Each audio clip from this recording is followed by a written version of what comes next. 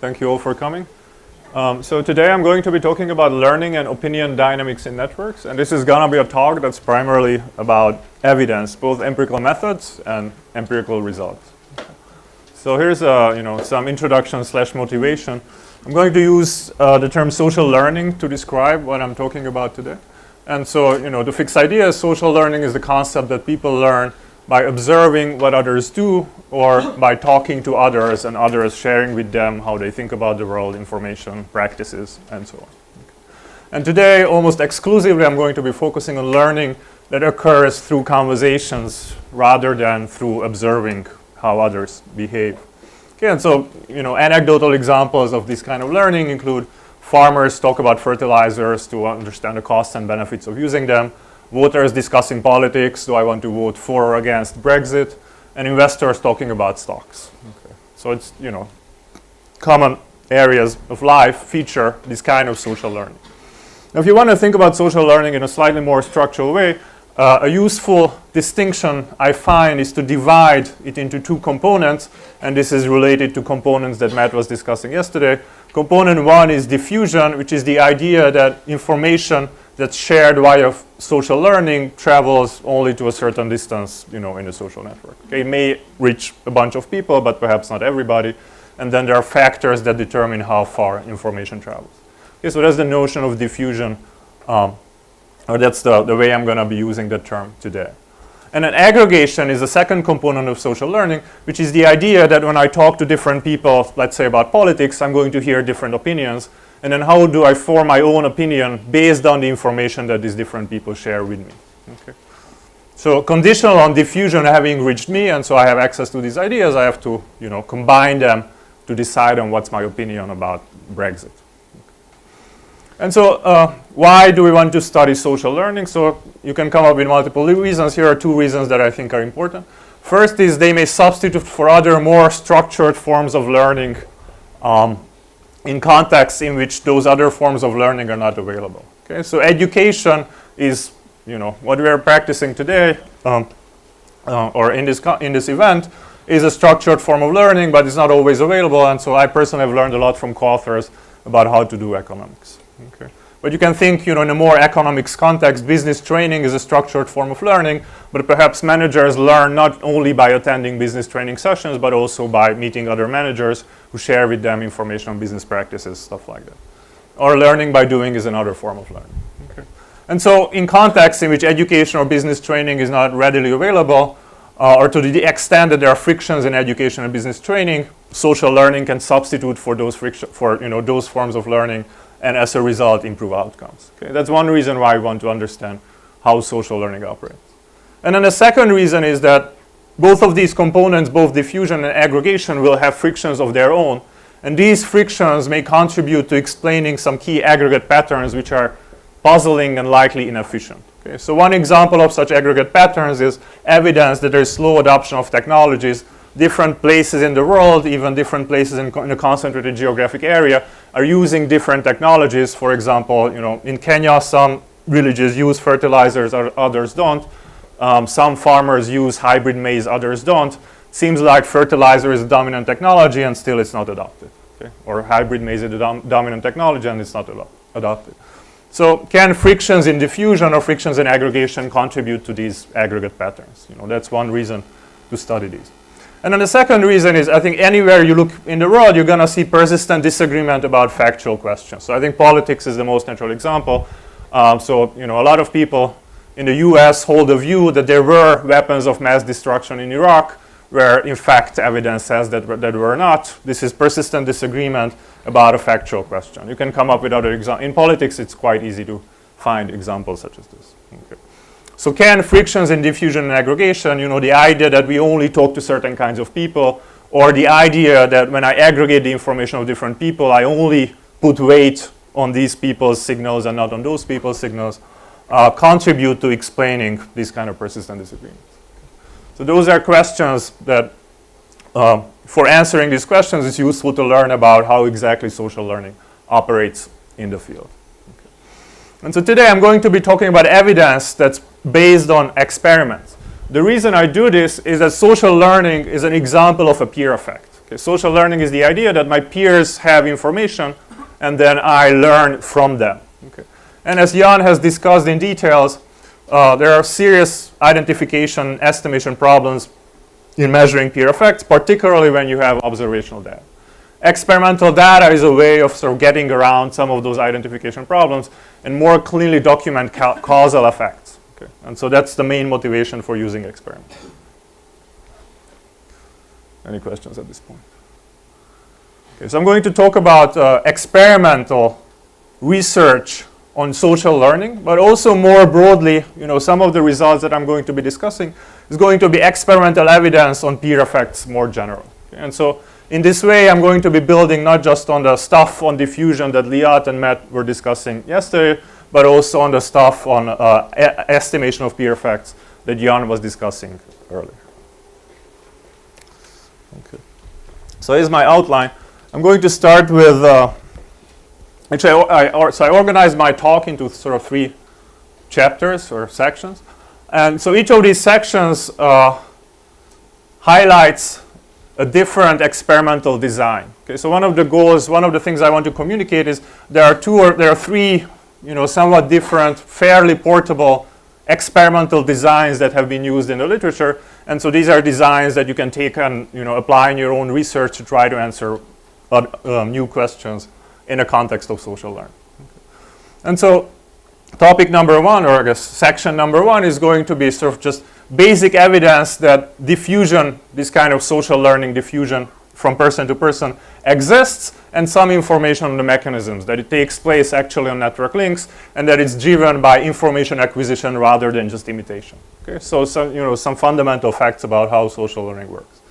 And then section 2, I'm going to be talking about diffusion in firm networks. This is going to be a context which is different from the sort of person-to-person diffusion that we're usually discussing here. And one reason I'm discussing this is it provides a connection to a recent literature on firm networks and their role in the aggregate economy, which I think is quite interesting. And then finally, I'm going to be discussing this idea of aggregation, what happens when you combine different pieces of information to form your opinions.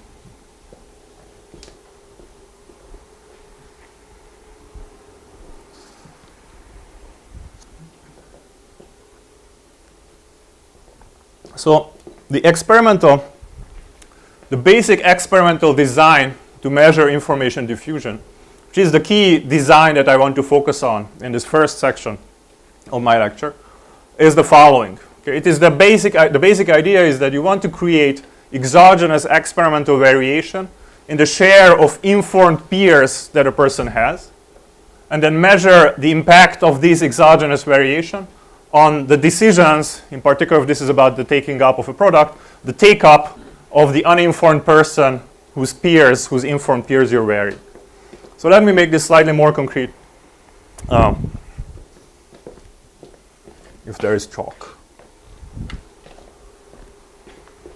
There is.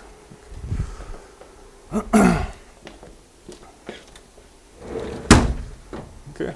So imagine that you have a social context in which people are naturally divided into groups. So different academic departments, for example, different classrooms, different firm groups that interact with each other. And so here the rows correspond to these different groups. The groups interact with each other. And then the concept underlying this experimental design is that you divide these groups into 2 sort of sets of groups, which I'm going to call control and treatment. And then what you do in the treatment group is you give information to some people, but not everybody, about some underlying product. Okay, so in this case, the information is going to be about retirement, about a fair that's providing information about enrollment in retirement accounts. Okay. So I'm giving information in each of these groups to randomly selected half of the people in the groups. Okay, so these are the guys who are informed, and then those are the guys who are uninformed. And then the question is, does it make a difference if I'm a person who's uninformed, okay, I'm person X here, but I have informed peers, versus if I'm a person who's uninformed, I'm person Y over there, but I do not have informed peers for my subsequent decisions. Okay, so that's the basic idea of this experimental design. As far as I know, this design originates in a paper by Esther Duflo and Emmanuel Saez from the early 2000s. It's possible that there are earlier antecedents, but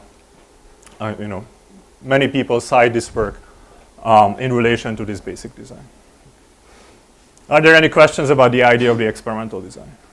Yeah. So the assumption is that the informed people in the top three groups won't tell the people in the lower groups? Exactly.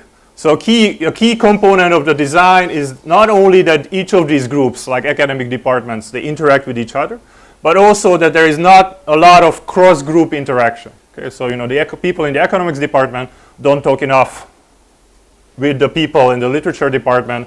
That's sort of a necessary assumption for this design to work. Yeah. Because otherwise you can have cross-group spillovers, and those are going to confound the estimates. Yeah.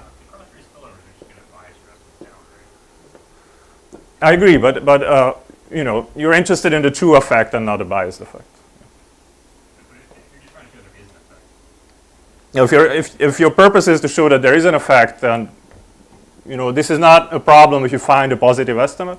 This is a problem if you find a noisily estimated zero, because then it could be that the actual effect is positive.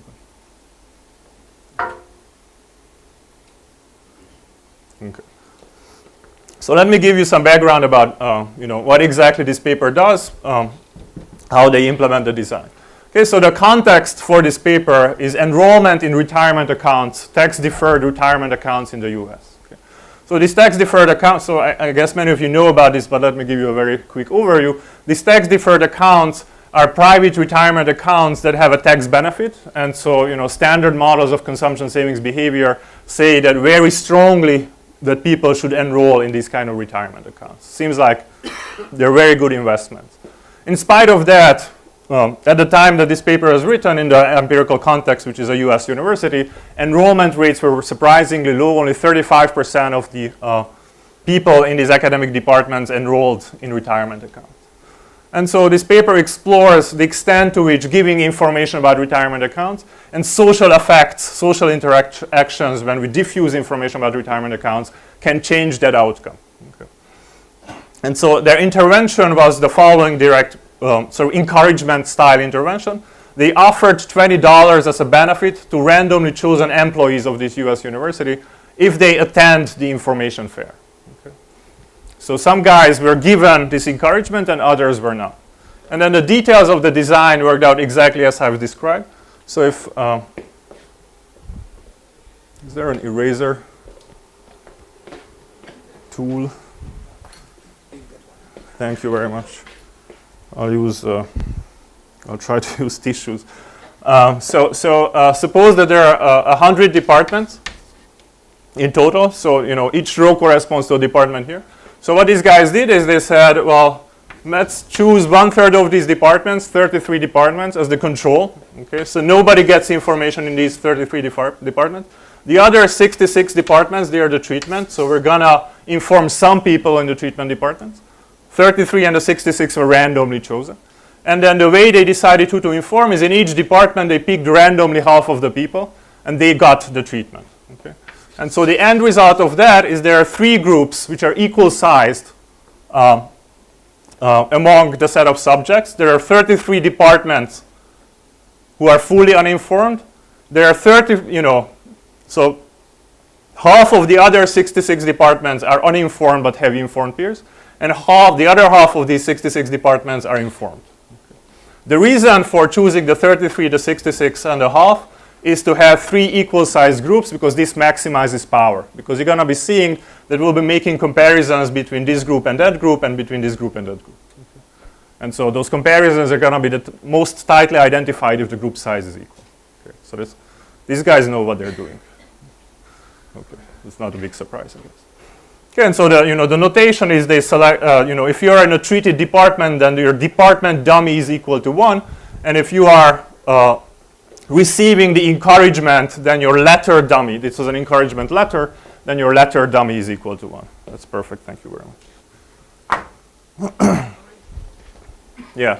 But only the 1/3 of them actually receive money. Yeah. So only guys in here in this region receive money. I won't receive money from the organizer. Precisely. Yeah.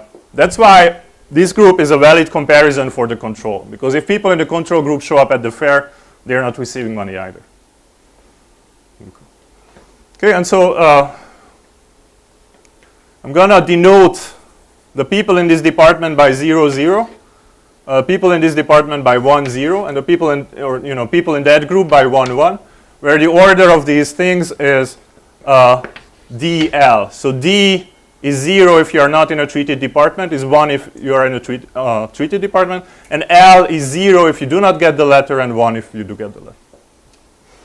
And then the empirical specification that they estimate in this context is a very direct regression where the dependent variable is some kind of outcome of interest, such as whether you attend this fair or not, and or whether eventually you enroll in a retirement account.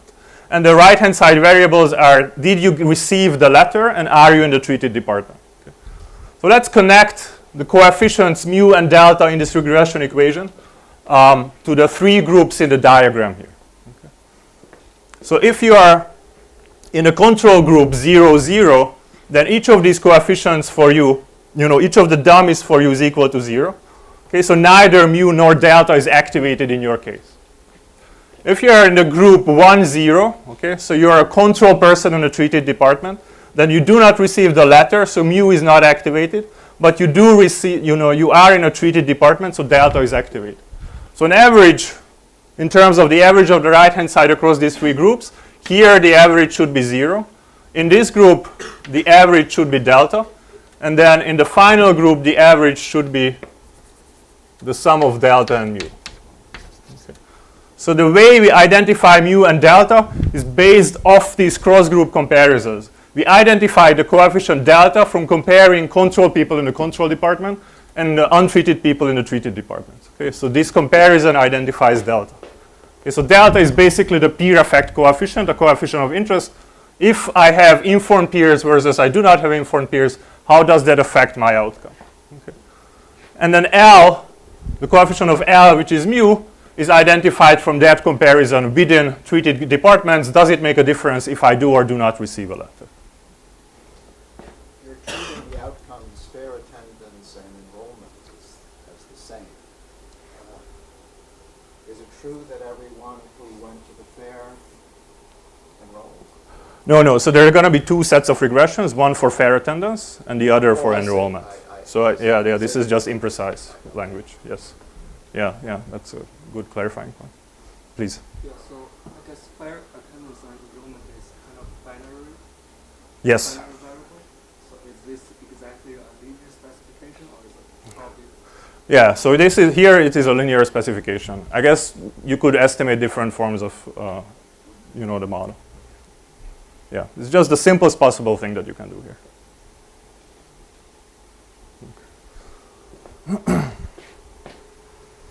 Okay, and so let me show you the results. And so there are a bunch of columns here. I guess 3 columns here. Column 1 is when the outcome is fair attendance. And column 2 and column 2 and column 3 is where the outcome is TDA enrollment. And they look at TDA enrollment at different points in time. One is about 5 months after the fair, and the other is 11 months after the fair. Okay. And I want you to only focus on panel B, so you can ignore panel A. And so in panel B, what's being reported are the coefficients of our 2 right-hand side variables, the letter dummy and the treated department dummy. Okay. And so I've told you that the main coefficient of interest is the coefficient on the treated department dummy, which which is evidence for the presence or absence of peer effects, because it's based off this comparison. And so that coefficient here, when the outcome variable is fair attendance, is a precisely estimated, 10 percentage points. Okay.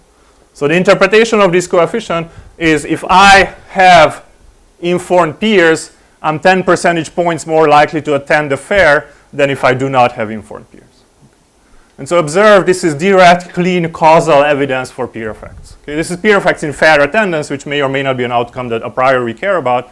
But I think the point is, here is an empirical design that's relatively easy to implement that allows you to estimate these kind of causal effects. So that's the main point that I wanted to emphasize here. And then if you look at, the more interesting outcome variable is, are there impacts on TDA enrollment? And so here too, these point estimates are quite small, that this is significant at conventional levels, this is, I think, significant at 10%. You see that there are spillover effects of having peers who are encouraged to attend the fair on my subsequent enrollment in tax-deferred retirement account. Okay. So if you give $20 to my colleague so that he goes to a fair about TD enrollment, I'm gonna be 1.25 percentage points more likely to enroll in a retirement account. Okay. So it seems like a relatively cheap intervention on top of it having a direct effect on the enrollment of the person who is encouraged to attend the fair, also has these indirect effects on enrollment. And this is a small coefficient, but these are potentially significantly life-improving decisions that these people are making. Do you know what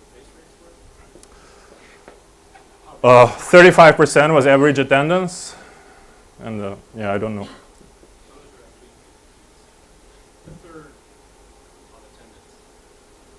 So it's 10% out of 35. Oh, you mean a base rate for fair attendance? Yeah, that I don't remember. Yeah, 35% was the average TDA enrollment, yeah. Yeah. Sorry, there's a question. Go ahead. Am I interpreting the question correctly that you didn't measure if you got the $20 or not? Or for every given dollar? Yeah. So this is an interesting fact that these coefficients are zero, essentially. So they don't have a, so this is this sub-bullet point. So they don't have a conclusive answer. They describe, I think, 3 hypotheses. One hypothesis could be that there is complete diffusion of information in the treated departments. And so it doesn't make a difference whether you were encouraged to attend or not, because everybody, by the time of enrollment, has the same information about retirement accounts. And therefore, people who want to enroll. Because that's one interpretation. But you can come up with other interpretations which are slightly more. It could be, if the treatment effect is not constant across all people, then there could be impacts because of local average treatment effects. Yeah. What kind of employee is at the department? It's completely random at the department? So I think it's both academic employees and staff in these departments. Yeah, and they completely randomized. Yeah. So the 11-month column, is that only for people who weren't enrolled after 4.5 months? No, I think no. So yeah, that's a good question. So I think all of this is for people who weren't enrolled to start with, but 11-month includes the people who were enrolled after 4.5. Okay. So what's the total effect after 11 months? That's the question that's answered here. What's the total effect after 5 months? Is the question that's answered there.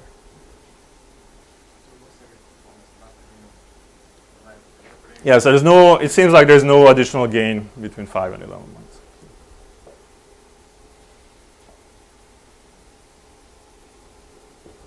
The phenomenon that a fair would make a difference is itself an Yes. interesting feature. Yep. You could imagine that all the information that's conveyed in a fair is sent to everyone in emails. Yes. It all happens. But somehow people don't pay attention to information that way. Yes. Whereas evidently they do when you go to a fair. Is there some discussion of that difference? So that's one of the main points in the paper. I didn't want to emphasize that here. Yeah. So that, they say that seems like a puzzle from the perspective of our completely rational people who understand how to make informed choices. Yeah. Okay. So the main takeaway I want to emphasize here is, this is a simple experimental design, and you can use it to document causal evidence on spillovers. Okay.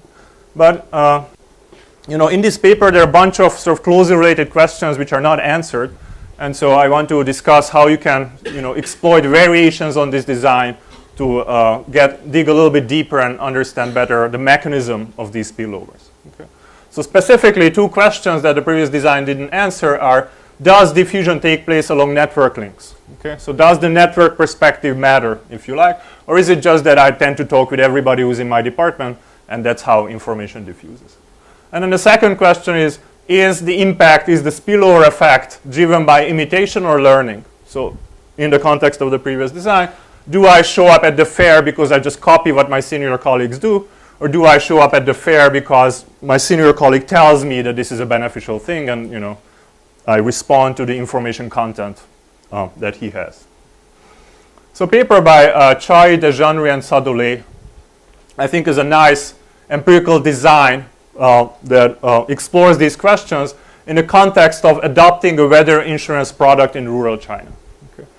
So many of the papers in this literature, just to give you a bit of background, take place in developing countries because we think that these kind of, you know, social learning effects are particularly important there because there is absence of more formal forms of education.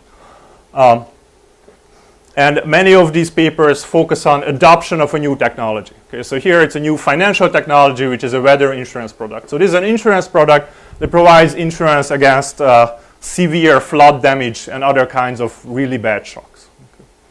And it is a product that's subsidized by the government, so it's a very good deal. It makes sense, seems like it makes sense for almost all farmers to purchase this weather insurance product. Okay, very high subsidy. And so the basic design that these people have is similar to the previous design. Now the idea is that they give intense information about the product to a bunch of randomly selected villagers. Okay, so they work with close to 200 villages in rural China. And then in these villages, they give information to a subset of people, or intense information to a subset of people about the product. But so here, one distinction is, whereas previously, the exogenous variation came from comparing across different departments. Okay, so am I in a department where many people are informed or in a department where few people? Here the comparison is going to come from how many friends of the person are informed. Okay, so we're going to be making comparisons, let's say, between a person A and a person B, where person A, let's say both of them have 2 friends, but person A has only one friend who's informed randomly because we randomly distribute who gets the information. And person B has 2 friends informed. Okay? So there's going to be exogenous variation just by the nature of random allocation of the information, which they provide in the form of an intense training session, across individuals in how many of their friends are informed. And this is the variation they're going to be exploiting to identify both the presence of peer effects and the importance of these kind of social links in transmitting those peer effects. Okay. So if we find evidence that in this comparison B is more likely to take up the weather insurance product than A, that would be evidence for peer effects that operate through network links. That's the basic idea of the design. Are there any questions? Okay, good. So there's one tricky bit about this design that my picture here is hiding. And that tricky bit is, you know, in order to do this design, first you have to have a map of the social network, which they do. They collect information about the social network before they start the intervention. And then, given the map of the social network, when you make these kind of comparisons, you want to be careful that identification is coming only from the exogenous random variation. And one way in which that could be violated is if part of the reason people have a different number of informed friends is because they have different number of friends. Okay. So suppose that Adam has a single friend in the universe, whereas Bob has 2 friends. Okay? Then Adam cannot have 2 informed friends because he has only 1 friend in this world. Whereas Bob can have 1 or 2 or 0 informed friends because he has multiple friends. Okay, so when we make a comparison using only the variation in number of informed friends, that comparison is going to be biased in this example because people who have few informed friends are going to be with a higher probability people who have few friends. So the way to get it, so this is not a big problem once you understand that it is a problem. It's a problem that has a solution. But I think what's important is to, and this is the broader message that I want to emphasize here, what's important is you have to understand what's the piece of exogenous variation that's actually exogenous and only use that piece for identification. Okay, so here what you have to do is basically only focus on people who do have 2 friends. Okay, so in practice what this means is you want to include the number of friends in the regression, fix the number of friends, and then you're comparing people that have the same number of friends, so the only variation is coming from what share, how many of those friends get the intense information treatment. Yes? It seems like you might expect the opposite effect, because if there's cash transfers along the same network, and insurance is costly, and I know my friends all have insurance, in the bad state of the world, I know that I'm going to get some transfers, and so I already have this sort of informal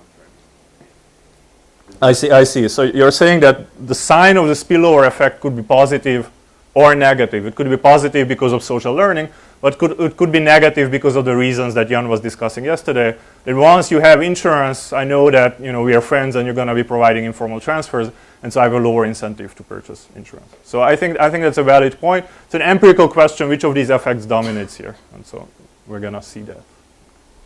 Yes. There will be another tricky thing here. If the one guy they have a close friend and less close friend, maybe different. So in the network elicitation, I think they just asked people to list, I think, up to 5 friends, and then they hold fixed the number of friends. Then those people are comparable in terms of observables. Okay. Should we care only about informed friends of friends that are in damage? I see. Yeah. So you could. That's a good question. So I guess implicitly your question is, well, what if this guy is uninformed but he has an informed friend? So there could be an indirect path. Yeah. So you can imagine estimating richer models that capture these kind of indirect effects. And towards the end of my talk, I'll touch upon that. But here, it's just this, simplest thing that you can do. So I think that's the spirit in a lot of the evidence that I'm going to be showing you. We know very little about this stuff, so let's just do the simplest thing and see what happens. Please. I don't fully understand the argument for why you need to control the number of friends. Because I think if you specify as a linear sum model, I understand that argument, but it's a linear mean model, so you expect the number of shared forms, assuming the network is big enough, you should just be the probability of anybody increase, right? So Should the expectation of the shared form be just the probability of anybody makes that increase? So suppose that very few people are informed, and there are 2 kinds of people. Adam only has 1 friend, and Bob has 100 friends, and very few people are informed. Then almost always people who have a high share informed are going to be people like Adam, and people who have a low share informed are going to be people like Bob. Okay. So you could tell the same identification problem for share informed. But the expectation of the number of the shared form for both are going to be 1 in 100 or whatever the probability of increase, right? Because if it's pretty assigned individually to each friend,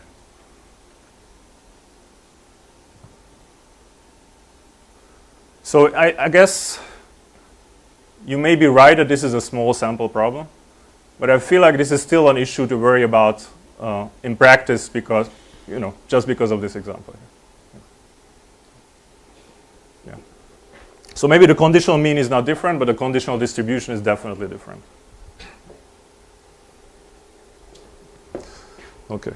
And so this is the regression they estimate. Dependent variable is look at an uninformed person and then regress her decision to take up the product on the share of her friends who are informed, controlling for the size of the network. And then you can include additional controls. In principle, because this is randomized, the only role for additional controls is to make the estimates more precise. But because this is real data, it's a thing that you actually want to have, precise estimates. And so here are the results. I just want to emphasize a couple of columns in this table. So column 1, this is not the regression that I specified on the previous slide, but a more basic, it's a regression that's answering a more basic question, which is if I am given the intense information session, do I actually take up the product? Okay. Is there a first stage in this regression? Obviously, you want the information treatment to have a direct impact before you can expect an indirect impact. Okay, and this is a precisely estimated significant positive coefficient, so that confirms that farmers do respond to direct information in their take-up decision. And then the key regression is given in column 2, where the key right-hand side variable is the share of your friends who are invited to an intense information session. Okay. And here, you estimate a strongly significant positive effect. And you can quantify the magnitude of this effect because almost all people in practice report 5 friends. Having 1 more friend corresponds to a 20% increase in the number of friends who are informed. So you take this point estimate multiplied by 0.2, which is the 20 percentage point increase. You get that the impact of having one more friend who's informed is 5.8 percentage points in terms of the probability increase in take-up, which if you compare it to this estimate is about 40% of the direct information effect. Okay. So they're positive information spillovers, and they are actually fairly large. Yes? So then actually attending is no effect. It doesn't matter if you personally attend. Yeah, so once you control, that's right. So once you control for how many people are attending, the coefficient on the direct information session goes down. So what's your interpretation of this in the previous result? It seems a little odd. So I think the interpretation of this result is that there's substitution between the intense information session and peer information. And so once you control for peer information, the impact of the intense information session is smaller. Okay. Attending becomes different. There's not some substitution. Basically, it doesn't matter if you attend or not. So, this is an average 0, but it comes out, so you can do this regression separately for people who have no friends who are informed, people who have one friend who is informed, and so on. And so for people who have 1 or 2 friends informed, there is a positive effect. For people who have more friends informed, there is a 0 effect. Okay, and that's how you estimate this 0. Okay, so this is the average of heterogeneous effects. So it's in the paper, you can look it up. Yes? So they choose to attend, right? No, the attendance is exogenous and random. Can Okay. still choose the one to Yeah, you can still choose, that's right. So it's possible that friends of people who actually attended are more likely to adopt it because they are more similar to the people who chose to attend. If you had an homomorphic policy. But so I'm not sure I understand. So the identification is coming from. So here the variation in the treatment is were you invited to attend. Yes, but if they choose to attend, they have a different kind. So right, but the right hand side variable is not whether they choose to attend. Right hand side variable is whether they were invited to attend. Okay. Yeah. So otherwise this would be an important concern. I agree. Yes, please. Is this estimate for tau 1, right? Yes, I think so. Well, yeah. Yeah, but like the last slide there, tau 1, tau 2, does they say anything about the test like between the equality between tau 1 and tau 2? Because is it really the share is naturally or the number of friends? Oh, I see. So they don't explore this, but I think you're making a good point. So, here they're implicitly assuming the linear and means model, but you could imagine there's no reason why it's the sharing form that should be relevant. In fact, I think, casual theorizing suggests it's the number of informed people that should make a difference. And so it would be interesting to explore that in this context, and they don't do that in the paper. Everyone makes 5 friends. No, but there's variation in the number of informed friends. Okay. So different specification would be replace this right-hand side variable with the number of informed friends, not the share informed friends. Oh, I see what you're saying. Yeah. Okay. Yeah, if everyone names 5 friends, then those are called linear. Take it back. Yes, please. Could we be overestimating the effect of direct information because people can do it for instead, right?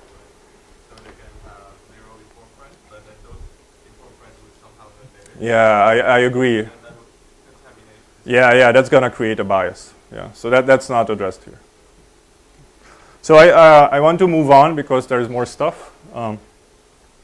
So there's one more point that I want to make about this paper before I move on to the second section.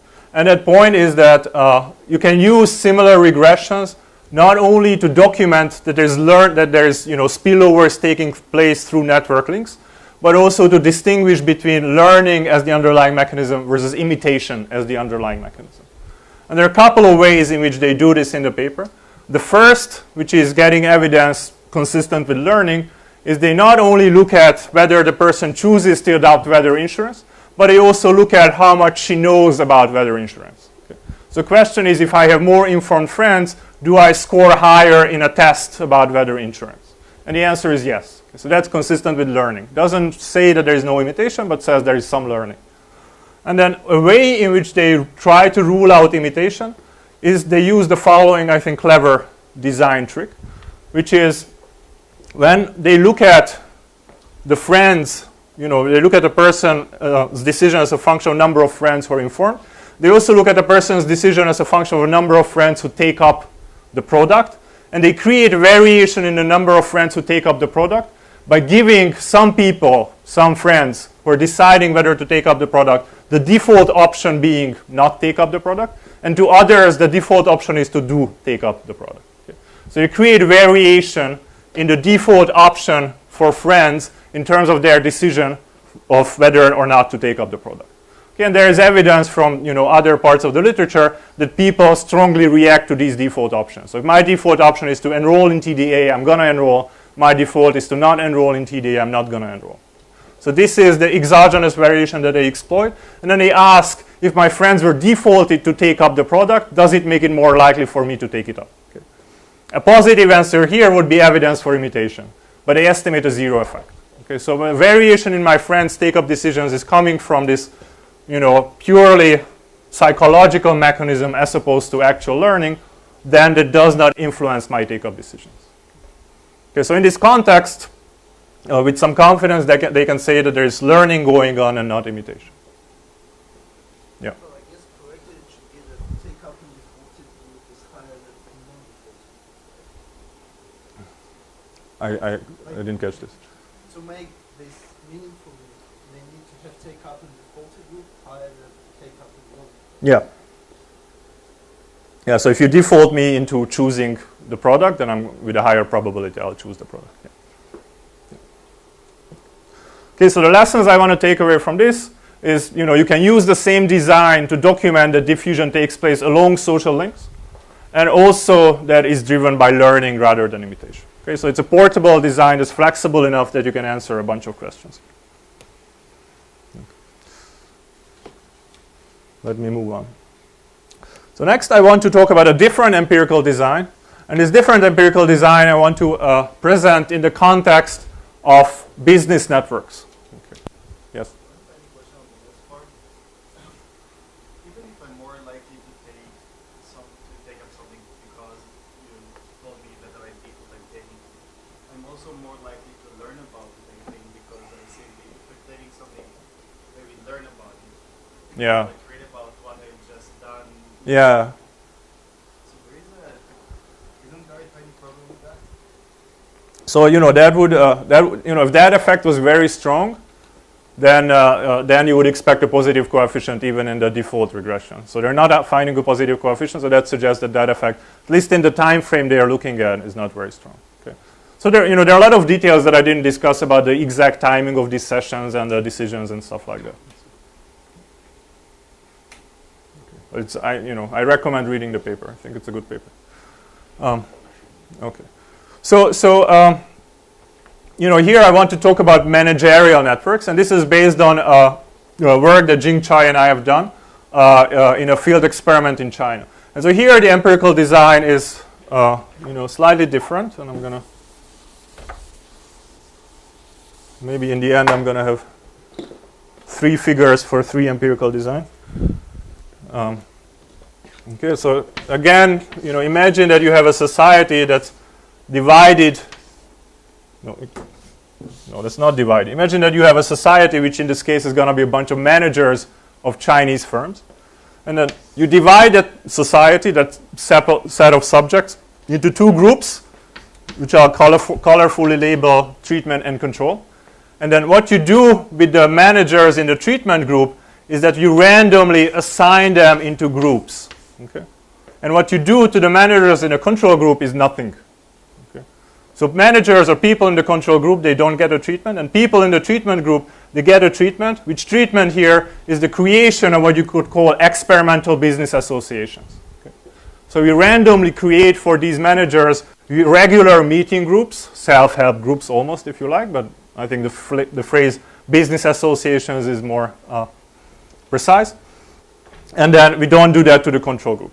And then by making a treatment control comparison in this design, what the question that you can answer is, does it make a difference for these managers to attend regular groups? Okay? So if you think about these regular groups as an extension of their business network, then the question we're answering is, does it make a difference to extend the business network of a manager for various firm level outcomes? Hold on. And so this design we phrase it in the context of business networks, but is motivated by the peer effects literature, where many peer effect studies, what they do is they randomly group people together. They randomize people in the classroom into classrooms or into dormitories, for example, and they look at the impact of the peers on their outcomes. Okay, so that's the components that described here in the top part of the treatment, in the treatment part of this experimental design. The one additional feature that we have in this experiment is, on top of creating random variation in who your peers are, we're also creating variation in whether or not you have peers, okay, or whether or not there is an expansion of your network. And that will allow us to make additional inferences. And so there are a couple of reasons why we think that in this context, learning can be important, or a couple of channels through which we think that in this context, learning can be important. One is, if I'm grouped together with these other managers, they can tell me about their business practices, or they can, so that would be a learning story, or they can also show me how they run their business, and then I can build off that. So that would be an imitation story. So an example, just to make this concrete, is suppose that as part of a business meeting, I go visit the firm of one of my peers in the meeting group, and then I see that the factory floor is clean. I see that inventory is stored, in a regular, orderly fashion, and I say, aha, I could actually do this. Okay, so this is the kind of learning about business practices that we have in mind, or variations on this idea. And then the second kind of learning that I think is important in this context is that you may learn about potential suppliers and clients from these business interactions.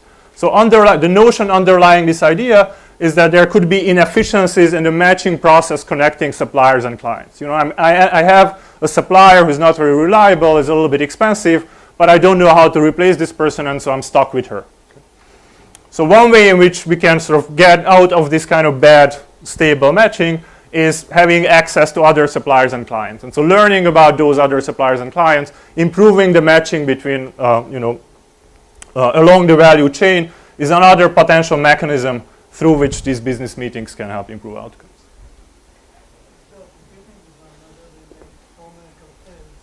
Yeah. So you can imagine that there are other effects here as well.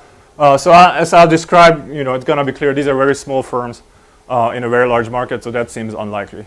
Okay. But we can return to that issue later. Okay. Question. Yes. When you create these business associations, do you also create an agenda for their meeting? What do they do? Yes. Or what do you have them do? Yes. So they do what they want to do. In practice, what they do is, it's a group of 10 people in each of these associations, and they are required to meet once a month for 1 year, so 12 meetings for 10 people. In practice, what they do, almost all of them, is each month they go visit the firm of one of the members. And then that person walks them around operations of the firm, and then they sit down in a room and then they talk about business-related stuff. Okay. We have a log about what they talk about. But the firm visit, I think, is an important component of what's happening. So it seems like your indicator right here relies on the fact that this is basically a pure network treatment. Is that kind of the argument you're making? Rather than there being some other channel through which they're affecting us? There are a bunch of comparisons that you can make here. Okay, so you can make the treatment control comparison, and there you're evaluating the effect of business association. And suppose you find a positive effect, then you want to think about what exactly is the mechanism that's driving this effect. And then we have additional interventions that allow you to sort of zoom in to some extent on that question. And so I'll talk in not a lot of detail, but in some detail about this. Okay. So this is an experiment that we did in the city of Nanchang in Jiangxi province. I admit that I had not heard about this city before starting this project. It has 5 million people. Just for comparison, Hungary, where I'm from, has 10 million people, so it's big city. And so we wanted to work with firms that are relatively young. We started the experiment in 2013, so we're focusing on firms, small and medium enterprises, that were established in this window between 2010 and 2013, and there were 30,000 such small firms established, in that time window. Okay, so that's like our large population of firms. And so then what we did is we invited all of these 30,000 firms to participate in business meetings if they're interested in business associations. Again, a lot of them ignored us, but about 5,000 firms expressed interest. And that was too much for us, so we selected randomly from these firms that expressed interest 2,800 firms, which are our study sample. This includes both the treatment and the control firms. Okay, so it's an important component of this design that all the firms, treatment firms as well as control firms, are interested in participating in business meetings. Did you make any efforts to choose firms or managers who didn't already know one another? No, not explicitly. But so we did ask them who they know in the group, and basically the answer was 0, very small. Okay, and so there are two sets of interventions that we have. There's the main intervention that I informally described here. Okay, so that is a treatment control intervention. A little bit more than half of the managers we randomized into the treatment group. That's 1,480 managers. And within this group, we created, 148 business associations, and we randomized into each of them 10 managers. And then each group was expected to meet once a month, every month for a horizon of 1 year. And the actual meetings were quite intensive, and it would typically involve a touring of one of the firms. The control group, we told them, unfortunately, there's no room in the meetings, but would still like to survey you. And so they didn't get the treatment. And then an important component here is every firm, treatment firms as well as control firms, they were promised and they received a government certificate if, in the case of the treatment, they attended the meetings or enough of the meetings and completed our service. And in the case of the control, if they completed our service. Okay, so there was like a small encouragement to actually complete our service. So that's the main intervention. And on top of that, we had additional interventions to try to more precisely identify mechanisms. So I'll describe these in some detail as I go along, but here I just want to give you an overview, big picture idea. So created variation in group composition. So in these groups, we're not fully randomized. In some groups, we randomized so that people tended to have small firms as their peers. Others, they tended to have big firms as their peers. And that's going to be a source of identification when we look at peer effects. Then we also did an information transmission intervention, which is basically the same as this kind of Duflo-size design layered on top of the business group treatment. I'll describe this in some detail when I get there. And then we're also interested in the effect of meeting frequency. And so on top of these regular monthly meetings, we created one-time cross-group meetings so that we can compare whether one meeting is enough or you need sort of regular meetings to generate good outcomes. Business meetings. Not dissimilar from an academic meeting, if you look at it from this distance. And what the banner says? I don't know. Maybe somebody knows here. I don't know. Mid-size or small size firm, right? Yeah. Small and medium enterprises, something like this. I'm Japanese, but I can understand. Thank you. Yeah, it's I should know it, but yeah, thank you. People around that table so that Yeah, so some people brought their assistants, and this is the first meeting, so yeah. Okay, and then we also have surveys. So the meetings, they took place over a 1-year horizon between the summer of 2013 and summer of 2014. And then we surveyed all firms before the meeting started. This is the baseline. After the meetings ended, this is the midline, and then also 1 year later to look at longer term effects. But today I'm only going to be talking about the baseline and midline stuff. Okay, and then we collected data that you expect we should collect. So data on firm characteristics like sales, employment, managerial characteristic, that includes demographics, but it also includes a measure of management practices, okay, because this is one of the outcomes where we anticipate that learning might be taking place. So this management practices data we only have in the midline and the end line because at baseline there were too many things, so we couldn't do it. And then also data on firm networks, so how many suppliers you have, how many clients you have. Within the group, do you have any interaction with any of the other members of the group? What sort of interaction?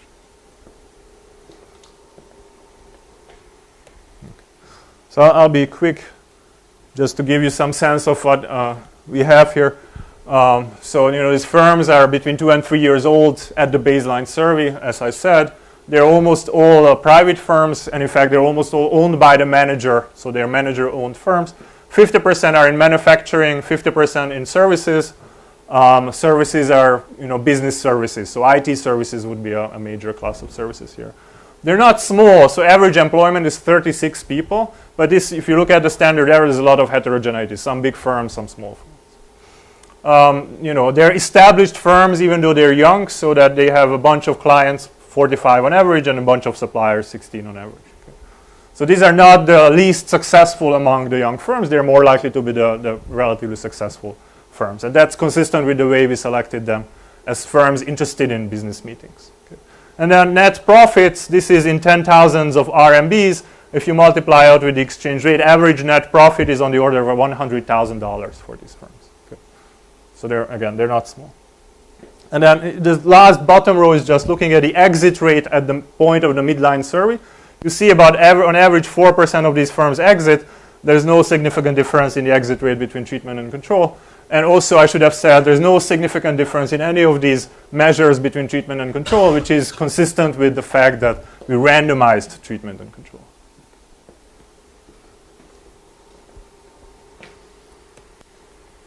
So let me describe the basic regression equation that we use to understand the patterns in this data. So in this basic equation, the dependent variable is some outcome of interest, firm-level outcome, such as the log of sales. This is a panel regression that uses both the baseline and the midline data. The key right-hand side variables are an indicator for meetings, which is to say an indicator for are you in the treatment group or not. Okay? And an indicator for post, which is an indicator for is this before or after the treatment. Okay? This indicator lights up if we are looking at data from after the treatment. And we include firm fixed effects. Okay, so the way to interpret this regression is because of the firm fixed effects, you can conceptualize it as comparing growth rates in the outcome variable, okay, between baseline and midline. So growth rate of firms before versus after the intervention. And then beta 2 is the average growth rate of firms who are not in the meetings, for whom the meetings indicator is equal to 0. So beta 2 measures the growth rate of firms in the control group. Okay, so beta 2 is the growth rate for the control group. And then beta 1 is activated if you are in the meetings group. So beta 1 measures the additional growth rate of firms in the treatment group. Okay? So the total growth rate of firms in the treatment group is beta 1 plus beta 2, and the growth rate of firms in the control group is beta 2. And then beta 1 is the coefficient of interest, is the additional growth rate in some outcomes, such as log sales, that's attributed to the treatment. Any questions about this specification? Okay, so I explained this, but actually all the results I have are in figure form, so hopefully they're straightforward. And so I'm just going to now show you results from this basic regression, and then we can discuss what they mean. Okay, so here, this is a first set of results that look at most important or some of the most important firm-level outcomes. Okay? So I think the primary firm-level outcome is log sales. And the way to read this figure is blue. The blue bar measures the beta 2 coefficient, the growth rate of control firms. And then the red bar measures the beta 1 coefficient, which is the additional growth rate of treatment firms. And then the total bar is then the net growth of treatment firms. And so you see that the additional growth rate of treatment firms, this is in terms of the change in terms of log sales, is about 7.5 percentage points. Okay, so control firms, they didn't grow at all, basically. This blue is essentially 0. And treatment firms, they grew by close to 8 percentage points. Okay? So control firms remained the same. Treatment firms grew by 8%. That's basically the evidence. Okay? And this is significant at the 5% level. Okay? So this is a relatively big impact of what seems to be a relatively simple, straightforward intervention. Okay? So we thought this is quite interesting. Okay? So just you make these managers meet regularly, and then sales increases by 8%. Now, you might think that, well, it's just some accident that we have this sales result. So this is why it's helpful to look at other outcomes. So you see that employment increases by 5% in the treatment relative to control. Productivity, which is just value added per worker in this case, it's not significant at the 5%, but significant at the 10%. But magnitudes are consistent with the other bars. And then this is a measure of profits, which is measured on the right-hand side, because this is a level profit measure. And you see that profits are also significantly increasing as a result of the treatment. Okay? So at the first pass, it seems like these meetings, the creation of business associations significantly improve firm performance. And then what you want to do is understand why that is. Excuse me. So first step in trying to understand why that is you look at intermediate outcomes. Okay, so this is, not yet sort of precisely measuring the mechanisms, but just getting a sense of what else is changing.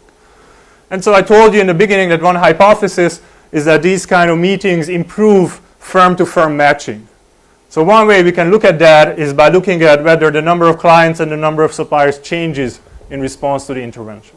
And then you see the significant impact both in number of suppliers and number of clients. Also, firm-to-bank matching, or some other mechanism that creates borrowing, seems to improve because borrowing from banks also goes up. And then sort of a final comment here is a concern with these kind of experiments where you do something with people or you do something with firms is what's called experimenter demand effects. Experimenter demand effects is the idea that the subjects understand that they're trying to do something to help them, and because of that, they want to please you when they answer your survey questions. Okay? And because a lot of our data is survey-based, this is a real concern. You might be worried that the reason we get this positive impact is because these guys just want to be nice with us.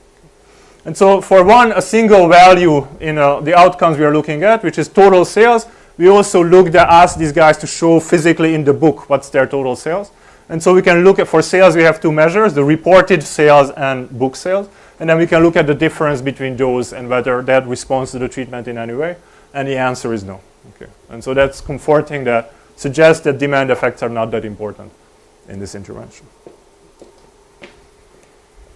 And then the final bit here is you can also look at management as an outcome. This you can do as a cross-sectional comparison at the midline, just looking at management score of control firms and compare that to management score of treatment firms at midline. And both the overall management score and components, such as evaluation, target, operations, things, significantly increase, except for delegation. Okay. So this would be a result that's consistent with the second channel that I emphasized on an earlier slide, which is this idea of peer training about business practices. So management scores improve as a result of the treatment. Perhaps the mechanism is that I learned from other managers how to run my business. But none of these results are conclusive about mechanisms. Yes? You made all these groups the same size. Yes. You might have thought that if the purpose of the network was to learn about about potential clients, about potential input sources, a bigger group would have been more useful than a smaller group. Did you avoid having heterogeneity in group size simply for simplicity, because of numbers, or? Yeah, so for power issues primarily, we were worried about, even, it's a large sample, but you could see that some things are just marginally significant. That was a big concern. And I should say generally that power calculations are a first order thing to do before you do experiments, as I learned the hard way. So I recommend that strongly. But what we did, which was not exactly what you have in mind, but related, is we created variation in group composition. Okay, so in some groups, all firms were homogeneous in terms of size. In others, they're heterogeneous in terms of size. And similarly, in some groups, all firms are homogeneous in terms of sector, which is manufacturing versus services here, so pretty rough. And in others, there is variation in who your peers are, manufacturers or services. And so this is something that in principle we could exploit to think about the firm-to-firm matching and how that impacts outcomes. And so a very simple thing that we had done in this context is we just looked at whether being randomized into a group where peers are larger makes a difference. Okay? Do I grow faster if the peers in my group run larger businesses? And here the intuition is larger businesses I run by more capable managers. And so basically, the answer is yes. So these are the results that you get from estimating that regression. if I'm randomized into a group where peers in terms of employment at baseline are 10% larger, then the increase in my log sales between baseline and midline is going to be about 1 percentage point higher. Okay? So this is direct evidence for peer effects of the sort that Jan was emphasizing a couple of days ago. Okay? If I'm randomized with bigger firms, I grow faster. And then it holds for a range of outcomes. So I'm going to skip some stuff because here is a thing that I really want to cover. So, this is what I've shown you so far is evidence for peer effects, suggestive evidence that learning is going on, improvement in management scores, for example, but not conclusive evidence for learning. And so here what I want to show you is how you can layer on top of the second design, the first design, to directly measure the extent to which there is knowledge diffusion in these meetings groups. Okay. And so what we did here, and one of the reasons I like this aspect of this work is that it highlights a new story that I think is an interesting story. Okay. And so what we did here is we distributed information which is business relevant to a bunch of managers in the treatment group. Okay. And we distributed two kinds of different business relevant information, both of these independently and randomly.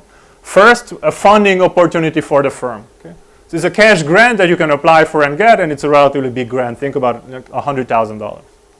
And we thought this would be perceived to be rival by the individuals. So, if you are my competitor, I may not want to tell you that this is a way to get $100,000. And the second piece of information we randomly distributed was a savings opportunity, information about a high yield savings product. Okay. And we thought this is going to be perceived as less rival. If you are my competitor, I might still tell you how to save your, for private savings a little bit better, because that doesn't hurt my business. And in the spirit of the Duflo-Soares and the other papers design, we created variation across groups in how many managers are informed. In some groups, no managers were informed. In other groups, a bunch of managers were informed. And then we were interested in how uninformed people in these groups take up as a function of what share of the group is informed. And so I'm going to just show you the results here. This is the evidence for information transmission for the first product, which is what we thought would be the rival product, which is a funding opportunity. Okay. And so I want you to focus first on the blue bar. This is a measure of take-up, the increase in take-up of uninformed people when they have informed peers relative to when they do not have informed peers. Okay. So this is a measure of the diffusion effect of having informed peers in terms of applying for this funding opportunity for the firm. And this is positive and significant. So what this says is there is information diffusion about the funding opportunity. Okay, so this is consistent with all the earlier results showing the presence of diffusion.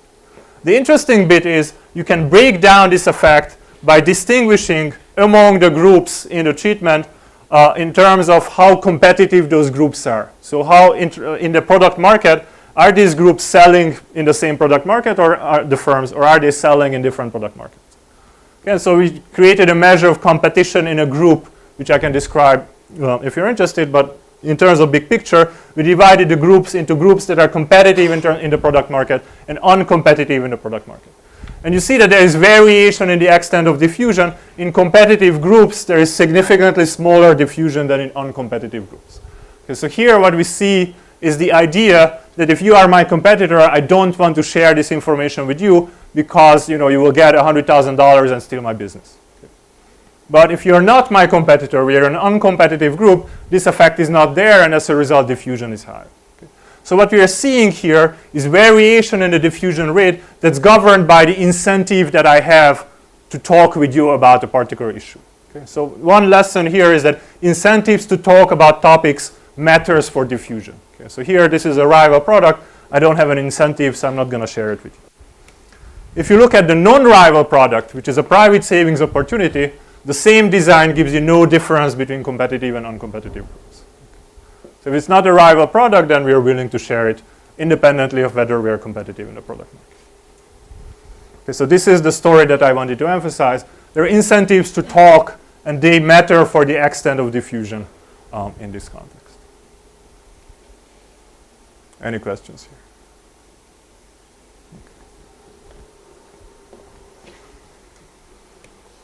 I'll skip this. Good. So in the remaining 15 minutes or so, I want to talk about aggregation. So aggregation is the idea, just to remind you, that when people hear different views, they have to have a procedure according to which they combine those views into an opinion. And so there are two classes of theories, and you'll hear more about these during the summer school, about opinion formation through talking in networks. And these classes you can classify as theories based on naive learning, where people follow some kind of rule of thumb, versus theories based on sophisticated learning, which are certain kinds of variants of Bayesian updating. And so I want to illustrate just briefly these theories and the difference between them using a diagram. And so the fundamental idea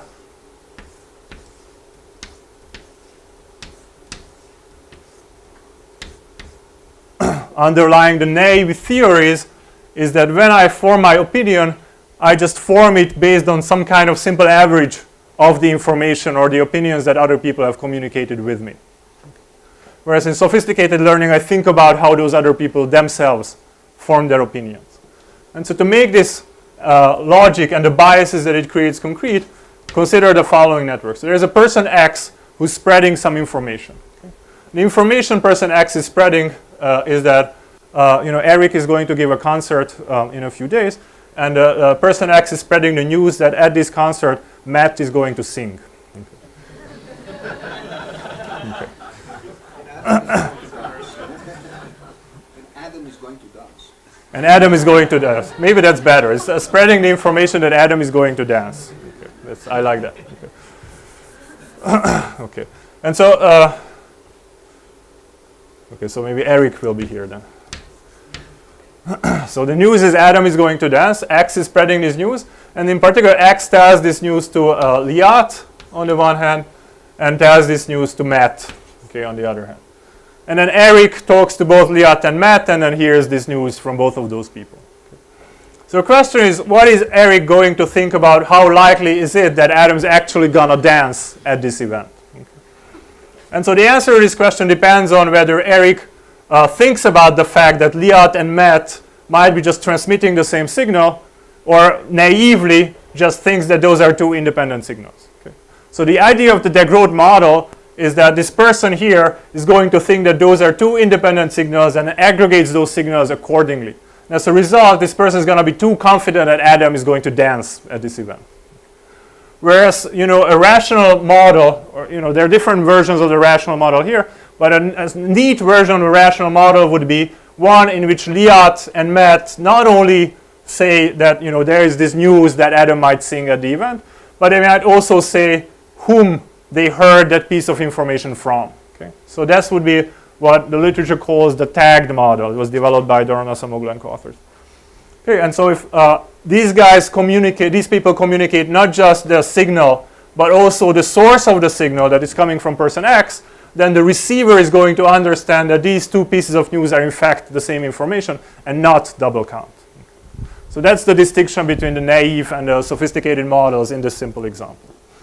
And so, it's obviously, it's important to distinguish between these views because already this simple example suggests that the naive model is going to generate biased beliefs. In this case, this person is going to be overconfident that Adam is going to dance at the event. Of course, we'll see whether Adam dances at the event or not. Okay. And so experiments have been done to try to distinguish between concrete variants of these models. So these are classes of models. If you do an experiment, you have to specify it, narrow it down to one specification, and then you can try to distinguish.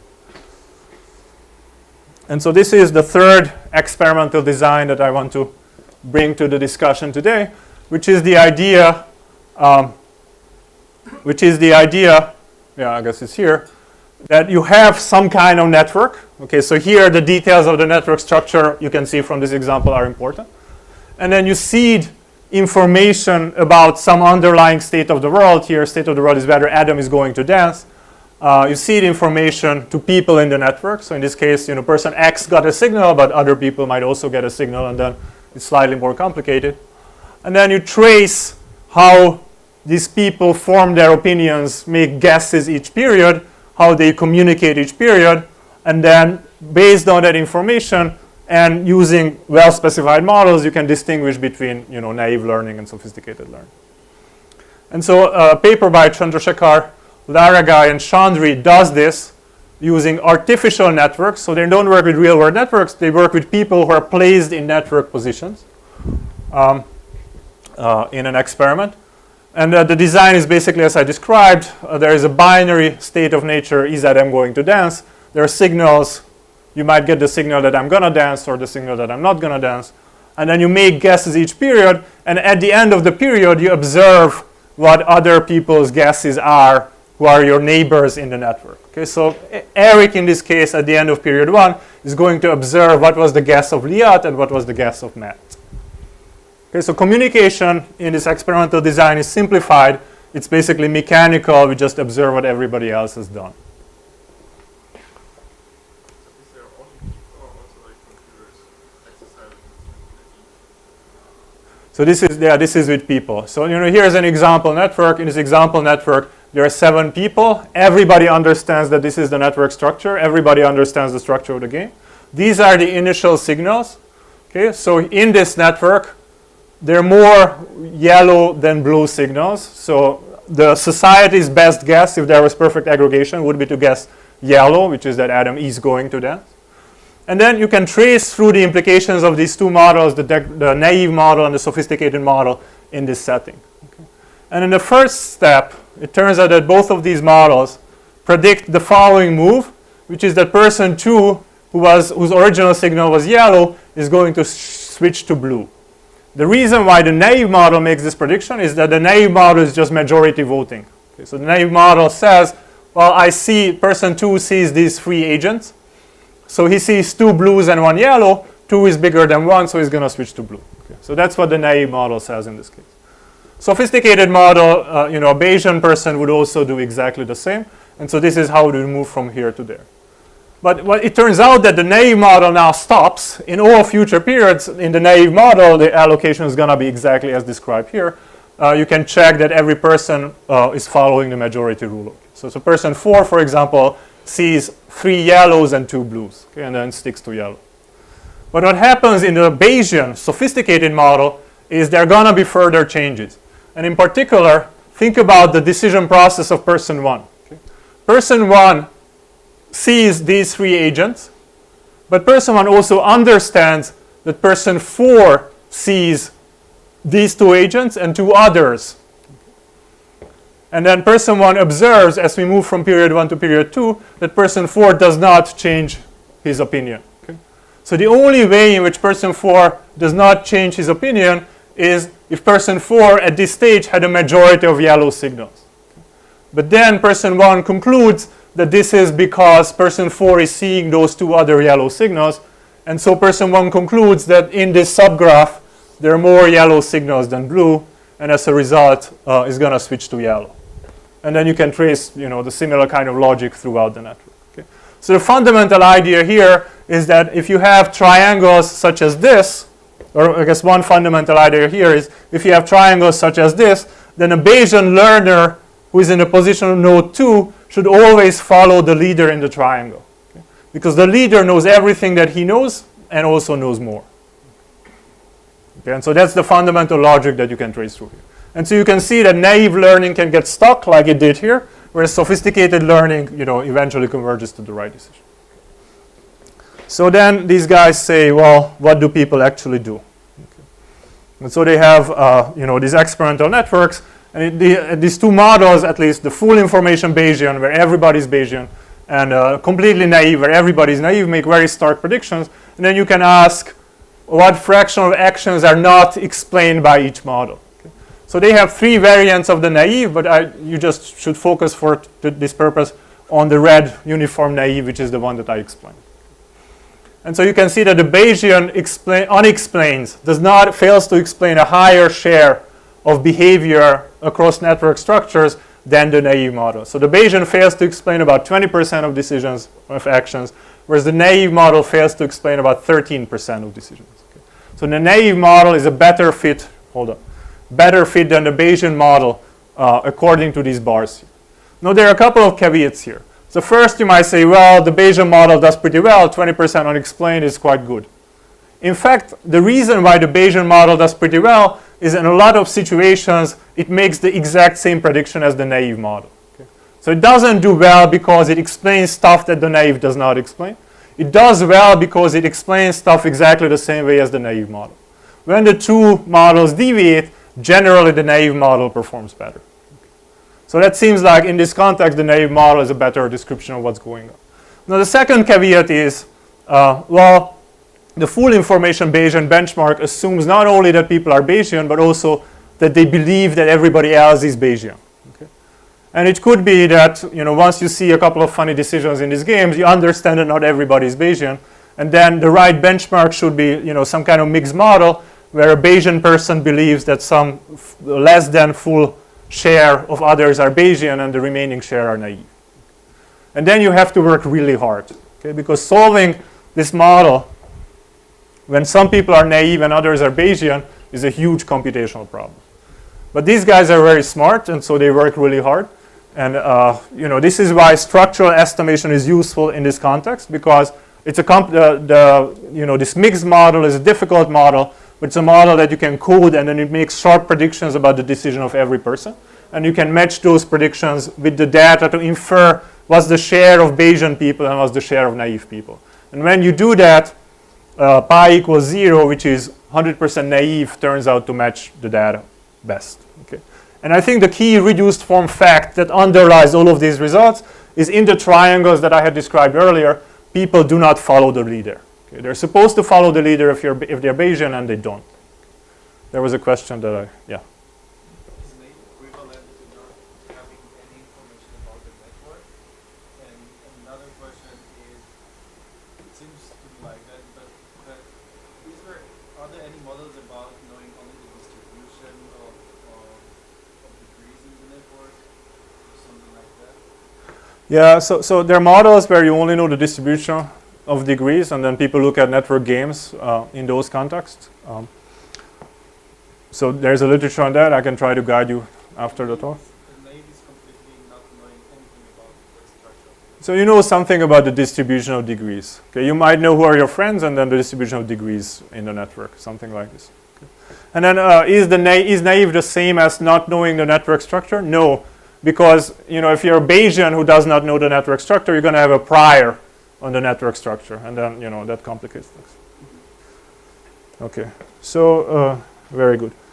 Okay, so there's another bit that I'm going to skip, and I'll just go straight to conclusions. Oh, I wanted to have a figure for the third design.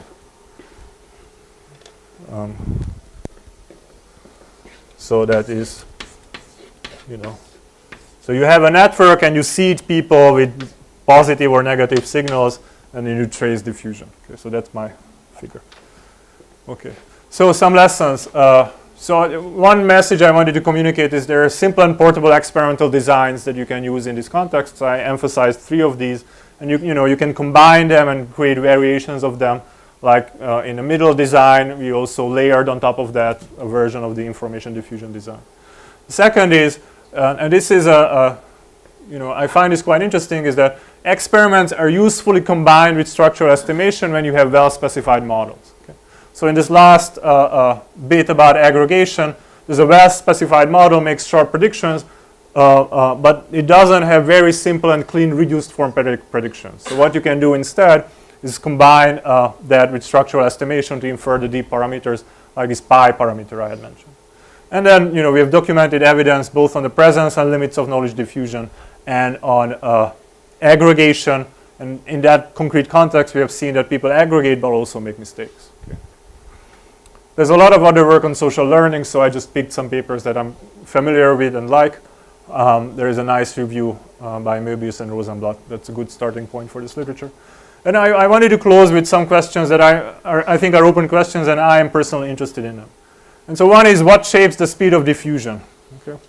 And so here, I think a new story that some of these results bring to the table is there are incentives to talk. There's so many things that we can talk about in life. We can talk about food, can talk about sports, we can talk about economics.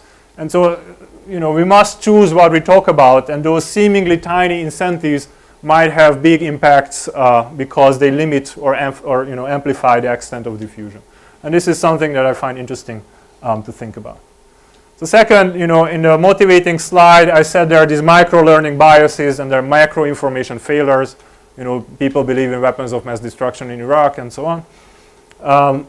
Those two literatures have not converged. So we have stories at the micro level that might generate these macro-information failures, but no one has conclusively shown that, in fact, it's those stories that generate these information failures and not something else, we can come up with other stories. And then the final bit is, in the lecture today, I was treating diffusion and aggregation separately. So I was talking first about evidence on diffusion, second about evidence on aggregation, as if those were two completely independent pieces. But in fact, it's likely that they interact. And one interesting fact is that, one interesting sort of anecdotal observation is that in a lot of cases when we observe false rumors, what's happening is that there's a lot of diffusion. Okay, so news spread about, let's say, weapons of mass destruction in Iraq. So there's a lot of diffusion. So, these ideas are going around in society, and at the same time, there is no aggregation. Okay? A lot of people persist in having the wrong opinion. And I find that contrast interesting. There's a lot of diffusion which you might think should map into people narrowing down their beliefs close to what's the truth, and that does not seem to happen. Okay? And so why doesn't diffusion generate aggregation in these contexts, is a question that I'm interested in thinking about. That's all I had.